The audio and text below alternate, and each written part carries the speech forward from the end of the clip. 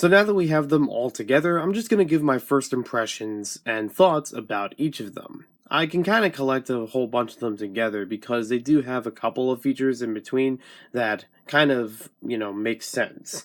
So for a bunch of these, they actually look pretty good almost all the way around. There's a few spots here and there that could be a little bit better, but for the most part, you really get the shape across of what each Pokemon is supposed to be.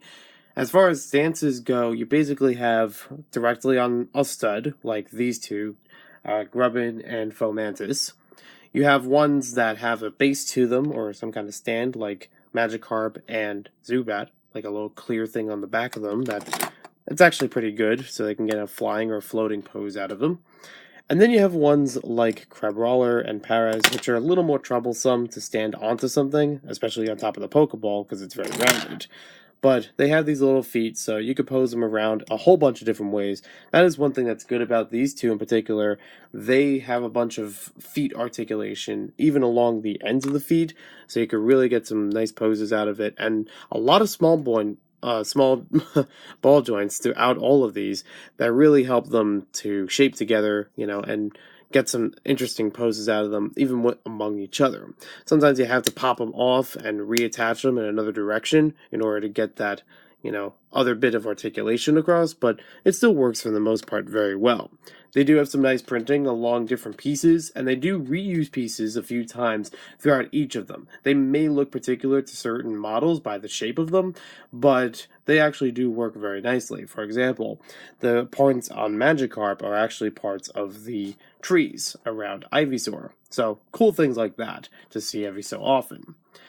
I will have to say, Grubbin is probably the weakest of them. It doesn't have a lot of posability. The legs are pretty much just built inward slopes, and you could move the pincers at best, but that's not really going to do much, and you just have the one stud that's really holding him onto a base. Like, it's still enough to work with, but you can't really turn him that much. Magikarp would probably be the second because it doesn't have a lot of posability. The flippers on the sides can't really move that much up and down or left and right, but you could move the dorsal fin in multiple directions pretty well.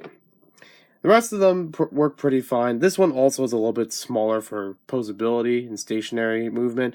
Fomantis, you can move a bit on the sides of her, so it kind of works that way, but I do like the colors that are used to make her stand out, and pretty much all of these stand out with their color schemes, and also a couple nice heart shapes that are put into the head of her.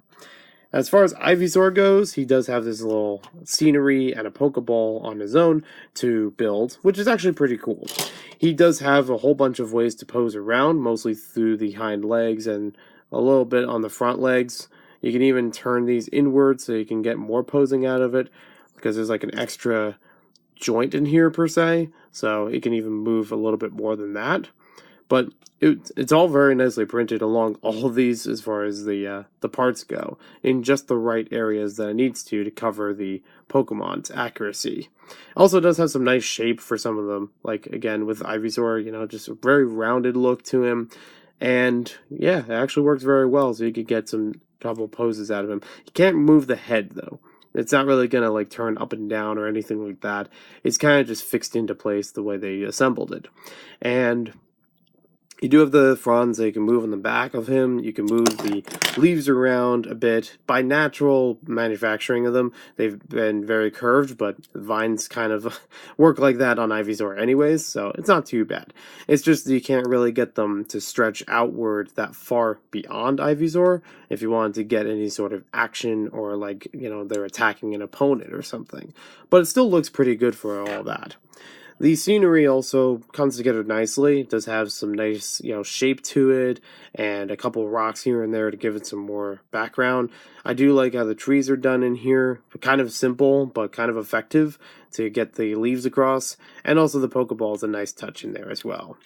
I'm sure this won't be the last time I'm talking about Mega Bloks Pokemon. We'll probably see more of them in the near future.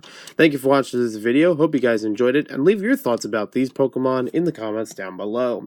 If there are any that you think I should get in the near future that are outside of Gen 1, let me know in the comments, because I'm definitely looking forward to more of the Gen 1, Gen 2, Gen 3 Pokemon in the Mega Construx building system. We'll see you next time with more Mega videos. I thought I was gonna say Lego.